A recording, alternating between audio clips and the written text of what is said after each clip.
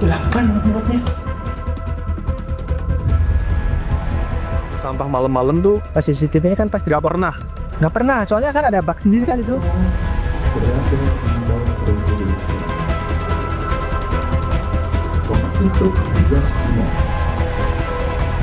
Termobil. Apakah ada laporan barang hilang seperti mungkin handphone dan lain sebagainya? Tidak ada sama sekali. Tidak ada sama Tidak ada sekali. informasi lost and found terkait dengan hal tersebut. Oke. Berarti dia berangkat ke Kemenlu itu sudah tidak bawa HP. Dia mungkin merasakan mungkin di HP itu ada ancaman.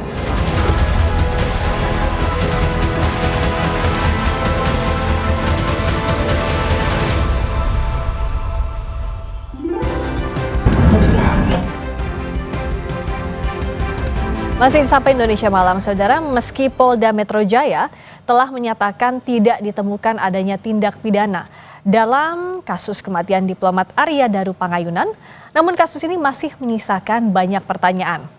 Penelusuran jurnalis Kompas TV dalam program Dipo Investigasi berhasil mengungkap beberapa kejanggalan dalam kasus kematian diplomat Arya Daru. Kita akan ulas beberapa temuan kejanggalan tersebut bersama Kabareskrim Polri 2008-2009 Komjen Purnawirawan Susno Duaji. Selamat malam Pak Susno. Selamat malam Mbak Priska, selamat malam para pemirsa. Selamat malam Pak. Kita akan bedah satu persatu yang masih menyisakan tanda tanya di kematian diplomat Arya Daru. Kita mulai dari sebelum ditemukan meninggal dunia, diplomat Arya Daru ini kan sempat terekam CCTV membuang sampah di kosannya. Nah, penjaga indekos ini menyatakan bahwa tidak biasanya Arya membuang sampah pada malam hari. Kita dengarkan dulu ya Pak, pernyataan dari penjaga indekos berikut ini. 1 sampai jam 5 ada hal yang, kalau ada halangan misalnya fisik, itu kan pasti kebangun, ini nggak ada ya? Nggak ada. Amat, Bo. Kita lihat di CCTV itu pas dibuka itu, nah ini kok buang sama malam-malam, pas gerimis pula gitu kan. Oh itu gerimis ya? Iya. Biasanya Buang sampahnya kemana sih masuk? depan sana. Oh udah seberang? Ya ini nih, depan tembok ini. Oh jauh berarti ya? Maksudnya nggak tertutup ya, terbuka ya? Buang sampah malam-malam tuh Pas CCTV-nya kan pasti nggak pernah. nggak pernah, soalnya kan ada bak sendiri kan itu. Depan pintu itu. Itu juga yang jadi pertanyaan kan. Kalau buang sampah kenapa nggak di situ aja? Tiap hari, padahal tiap hari saya yang buang, tiap pagi. Dari situ. Tiap pagi masih siang. Iya, nah, tapi ke malam itu buang sendiri. Dan agak banyak kayaknya ya? Nggak tahu saya juga. Kalau lihat di CCTV agak besar gitu. Lumayan biasanya walaupun banyak, itu tetap di situ biasanya sih. Oh tetap di situ Iya, biasanya, iya. Terus masih yang buang. Saya tiap hari sama saya bagian kebersihan sini kan. Tadi soal kebiasaan membuang sampah. Ada behavior, ada kebiasaan yang tidak sama pada hari itu. Kebiasaan atau tindakan seperti ini bisakah jadi salah satu bahan penyelidikan atau tidak Pak Susno? Bisa, dan itulah yang menjadi bahan penyelidikan, hal yang tidak biasa gitu. Kalau sesuatu yang rutin, misalnya mandi pagi jam sekian, makan pagi jam sekian, itu tidak banyak penyidik atau penyelidik mendapat petunjuk. Tapi dengan sesuatu yang di luar kebiasaan, membuang sampah tidak pada tempatnya seperti yang biasa, kemudian waktu tidak seperti pada yang biasa, itu suatu petunjuk sangat berharga bagi penyelidik. Nah makanya sampahnya kan dicari dan ketemu. Dari sampah itulah didapatkan beberapa petunjuk. Nah, yang kita tidak diberi penjelasan secara resmi oleh aparat penyelidik apa di dalam itu. Tapi terungkap sedikit kepada masyarakat kan, oh isinya barang begini, tapi itu kan masih debatable karena Polri tidak menjelaskan secara rinci apa barang itu digunakan untuk apa dan dampaknya pada apakah itu menyebabkan dia bunuh diri. Itu ada katanya kan Polri bukan bunuh diri ya, dia meninggal tidak melibatkan orang lain, itu apa ada kaitannya dengan sampah itu apa tidak dijelaskan. Nah mengapa tidak dijelaskan, karena Polri sudah mengatakan bahwa hal-hal yang bersifat privat tidak dikemukakan di ranah publik, itu saja alasannya. Oke. Tapi hal privat itu kan misalnya seperti isi sampahnya apa begitu, itu bisa jadi sudah diselidiki polisi tapi tidak bisa dibuka ke publik, begitu Pak Susno? Sudah, kan Polri kan sudah menjelaskan itu di depan Kompolnas, di depan Komnas HAM, dan siapa lagi aparat-aparat yang diundang waktu presentasi di Polda Metro Jaya. Iya, Nah, tapi karena pribadi itu ya? sayang beliau-beliau itu tidak menjelaskan kepada publik kalau saya nggak ikut gitu. Iya, iya. Tapi saya dapat bocoran dikit dari beliau-beliau gitu. Tapi saya nggak begitu yakin karena bocoran bukan dari tangan pertama gitu. Iya, iya. Iya, tapi artinya memang kebiasaan, apa yang terkait dengan kebiasaan yang tidak biasa itu Yang tidak biasanya memang biasa, diselidiki begitu ya Pak Susno ya? Itu sangat-sangat itu menjadi bahan penyelidikan utama. Iya, bahkan Sesuatu yang utama tidak begitu biasa. ya? Mhm. Ya, misalnya saja ya, Ya, mengapa dia berada di lantai 12 Kementerian Luar Negeri. ya. Hal Kenapa kok itu bisa di kan, sana begitu? Itu kan nggak biasa ya? Mhm. nggak biasa, bukan sesuatu hal yang itu tiap minggu dia ke sana atau Iya. tiap malam Jumat Kliwon dia nyepi di situ atau Iya.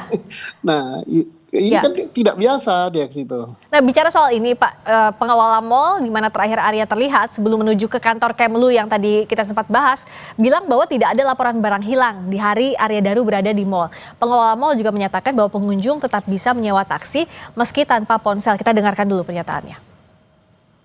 Juli dari sore hingga malam ketika Arya Daru dan dua temannya berada di Mall GI, apakah ada pelaporan mungkin aktivitas yang janggal di Mall GI? Tidak ada Mas, jadi Tidak ada sama sekali. beliau benar-benar kami treat sebagai customer reguler, customer pada umumnya. Jadi tidak ada laporan bahwa ada kejadian apa dan sebagainya di sini. Jadi kami baru tahu ketika pada saat kami diminta untuk memberikan CCTV tersebut. Termasuk juga mungkin apakah ada laporan barang hilang seperti mungkin handphone dan lain sebagainya? Tidak ada sih Mas, Tidak ada sama tidak ada sekali. informasi lost and found terkait dengan hal tersebut. Oke, yang terakhir tertangkap kamera adalah ketika Arya Daru itu menunggu taksi ya Mbak ya. Untuk mengakses taksi ini apakah perlu menggunakan handphone atau bisa secara manual di tempat yang sudah disediakan GI? Secara manual juga bisa Mas, karena bisa. kami ada pool taksi. Oke. Kami ada di area East Mall ada, di area West Mall juga ada. Pengelola mal bilang bahwa tidak ada laporan barang hilang. Dan faktanya lagi ponsel Arya Daru juga belum ditemukan. Sementara Pak Susno, biasanya kan data-data pribadi, data terkait sequence ngapain aja hari itu adanya di ponsel. Seperti kita lah, pasti di ponsel itu ada banyak merekam kegiatan dan hal-hal terkait kejadian ini bisa jadi. Nah, apa yang harus saat ini penyelidik dan penyidik lakukan? Penyelidik sudah mengatakan ya, handphonenya itu tidak ada. Ya. Jadi kalau hilang itu kan berarti itu tanpa dimaui oleh HDP ya, tanpa kemauan dia sendiri barang itu nggak ada.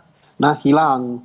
Tapi atau tanpa dikehendaki oleh HDP, tahu-tahu ada yang ngambil, itu namanya dicuri. Nah, Ya. tapi ini kan handphone itu tidak ada. Nah, handphone itu tidak ada, sudah dilacak oleh penyelidik. Handphone itu terakhir kontak dengan nomor berapa, dan Betul. apa yang dibicarakan. Iya. Dan itu juga bisa digunakan sebagai petunjuk oleh penyelidik mengapa handphone itu sampai tidak ada. Nah, tidak adanya itu hilang apa dihilangkan gitu. Nah, iya. Nah, itu hilang atau petunjuk, dihilangkan itu kan Iya. hilang dan hilangkan itu kan dua hal yang berbeda. Dihilangkan berarti Iya. ada intensi sengaja dari dirinya sendiri atau bahkan Iya. orang lain terkait. Nah, bagaimana untuk digali ini, perlukah digali lagi lebih dalam meskipun polisi bilang bahwa belum ditemukan unsur pidana, tapi apakah tetap harus didalami Pak Susno? Kalau didalami sudah kan, katanya Polri kan tidak ditemukannya handphone itu tidak masalah. Karena handphone itu telah terkonek kepada perangkat-perangkat yang lain. Misalnya perangkat lawan bicaranya, atau terkonek kepada operator, atau terkonek kepada laptop gitu. Nah, dari sanalah Polri sudah mendapatkan beberapa keterangan yang sehingga dia bisa menyimpulkan sampai tidak ada pihak ketiga yang terlibat. Tetapi persoalannya yang menimbulkan tanda tanya besar itu kan kita ini kan termasuk saya gitu ya. Iya. Saya ingin sekali tahu gitu, apa sih dalam itu. Nah, kemudian ditutup dengan penjelasan itu hal-hal yang privat. Nah, tambah lagi saya penasaran. Karena saya kan tidak punya jabatan lagi di Polri. Iya, iya. Jadi Kompolnas bukan, penasihat bukan gitu, kan saya tidak diajak gitu. Nah, Iya. tetapi kan saya walaupun sedikit-sedikit lah bisa tahu lah karena masih ada jalur ke situ ya. Tetapi penjelasannya ke saya kan tidak resmi gitu kan. Iya, iya, betul. Nah, sehingga saya sangat memahami ada hal yang privat gitu ya. Iya. Jadi artinya ada hal yang privat. Ini saya mau jelaskan lagi, mau tanyakan lagi ke Pak Susno. Memang tidak semua hal bisa dibuka oleh polisi ke publik. Meskipun itu dalam hal misalnya pernyataan terkait dengan satu kasus tertentu, memang itu lumrah dilakukan. Pertanyaan awamnya demikian. Ya, terutama untuk kasus-kasus yang akan merugikan dignity ya. Dignity artinya harga diri ya, harga diri dari keluarga itu. Terkecuali ya kalau memang keluarganya bilang, ya udah silakan dengan gamblang buka aja ke publik gitu, kan lain ya. Tapi kan apakah ada itu, dan saya yakin ya bahwa satu hari sebelum press release itu kan sudah ada keterangan kepada beberapa pejabat termasuk pada Kompolnas itu presentasi oleh penyidik Polda Metro di internal ya, internal tapi mengundang pihak luar yang berkepentingan gitu ya. Nah, setelah itu konon kabarnya ya entah benar atau enggak, saya tahu bahwa pihak keluarga pun diberitahu, tapi terpisah dengan acara presentasi itu. Diberitahu masalahnya apa gitu. Nah, masih bicara soal kejanggalan yang masih jadi tanda tanya, Pak Susno, Wakapolri periode 2013-2014, Komjen Purnawirawan Ugroseno melihat ada kejanggalan saat Arya Daru, almarhum ini kembali ke kantor Kemlu. Pak Ugro bilang bahwa menduga Arya ke Kemlu ini tanpa membawa ponselnya dan curiga ada ancaman di ponsel Arya. Kita dengarkan dulu pernyataannya. Arya Daru sudah selesai berbelanja di Mall Grand Indonesia dan itu sekitar pukul 9 malam. Ada informasi bahwa ketika sudah masuk taksi 5 menit kemudian almarhum memutuskan untuk menuju ke kantor Kementerian Luar Negeri. Ada kejanggalan di situ? Agak curiga sedikit lah, ya kan? Berarti dia berangkat ke Kemenlu itu sudah tidak bawa HP. Dia mungkin merasakan mungkin di HP itu ada ancaman. Lihat rekaman CCTV di rooftop ya, di atas ya. Mungkin dia lihat bawah dan sebagainya. Ya kita bisa menganalisa kemungkinan dia merasa tidak aman atau tidak nyaman. Dia hanya ngetes, masih ada nggak yang membutuhkan dia. Nah, bagaimana kalau dari Pak Susno soal sequence yang diduga kejanggalan ini? Bagus ya, analisanya bagus kayak. Jadi ada ancaman. Nah, ancaman itu kan bisa macam-macam ya. Bisa ancaman dari orang-orang yang sangat dekat dengan dia, bisa ancaman dari orang tertentu gitu ya, ngancam. Pokoknya kalau kamu begini-begini, saya akan begini kan. Ancaman kan macam-macam kan. Akan dibuka rahasia itu ancaman, atau akan dibukakan sesuatu yang terkait dengan masalah-masalah pribadinya, itu ancaman juga. Karena ancaman itu tidak harus selalu menyakiti tubuh, tidak harus selalu itu berkaitan dengan jiwa kan. Bahkan ancaman terhadap membuka rahasia pribadi itu jauh lebih menyakitkan daripada ancaman akan dibunuh gitu ya. Dan bisa misalnya kamu kalau tidak begini, atau kamu kalau tetap melakukan hal itu gini nih, kamu akan saya buka rahasianya. Itu ancaman, dan ancaman itu sangat berat, ancaman yang begitu. Iya, dan kalau ada ancaman, bisakah dikatakan masih ada kemungkinan tindak pidana atau tidak serta-merta, Pak Susno? Tergantung ancamannya. Kalau ancamannya itu kamu akan saya bunuh gitu kan, tapi kan pembunuhan itu kan tidak terjadi kan. Tidak terjadi. Kemudian ada dalam teori KUHP sampai sebatas mana ancaman itu dia sudah menjadi percobaan gitu terhadap sesuatu perbuatan pidana. Kalau di sini kan kita penyelidik belum menemukan, bukan tidak menemukan, belum menemukan. Iya betul. Nah, ya, tetapi kalau keluarga atau pihak-pihak tertentu menemukan hal itu, penyelidik dengan sangat senang hati, sangat terbuka ya dibuka gitu. Nah, tadi menarik soal ini terakhir. Belum ditemukan adanya unsur pidana. Artinya jika ditemukan, maka kasus bisa dilanjutkan. Nah, pintu masuk mana yang paling mungkin? Misalnya kalau dari keluarga, apakah bukti baru berupa apa, Pak Susno, yang bisa misalnya digunakan untuk membuka kasus ini? Apakah ada otopsi atau apa, Pak Susno? Pintu masuk kemungkinan? Kalau otopsi kan sudah dilakukan. Betul. Itu tidak ditemukan dan tidak ditemukan. Tidak ditemukan apa-apa. Tapi kalau misalnya ada alat bukti ya, tapi bukan dugaan ya, bukan perkiraan, bukan saya yakin, bukan hal-hal gitu, tapi buktinya ini, misalnya Oh, saya melihat bahwa ada orang yang masuk dalam kamar itu, kemudian orang itu tidak terdetek oleh CCTV, tapi saya punya videonya, ada yang merekamnya, itu bagus sekali. Ya, novum atau bukti baru begitu ya Pak Susno ya? Iya, itu sangat bagus dan Polri sangat berterima kasih karena apa? Ya. Polri sudah kerja keras gitu, tidak bisa menemukan itu atau belum, bukan tidak bisa ya? Ya, belum menemukan itu.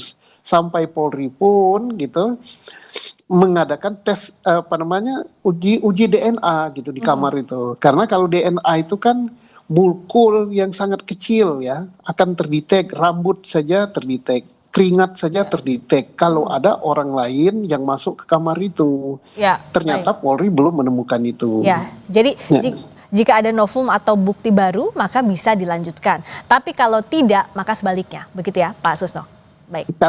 Kalau tidak ada ya mau mengungkap apanya gitu. Karena apa? Ibaratnya ini sudah mentok gitu. Sudah mentok kok nggak ketemu. Makanya dalam bahasa yang disampaikan bukan bunuh diri, bukan dibunuh, bukan kecelakaan, tapi Polri belum menemukan tindak pidana dan belum menemukan pihak lain yang terlibat terkait dengan meninggalnya si Aryo Danu ini. Ya, baik. Jadi itu yang digarisbawahi, Polri belum menemukan tindak pidana dan belum menemukan pihak lain yang terkait dengan kematian Arya Daru. Terima kasih Pak Susno, Komjen Purnawirawan Susno 2J, Kabarreskrim Polri 2008-2009. Selamat malam.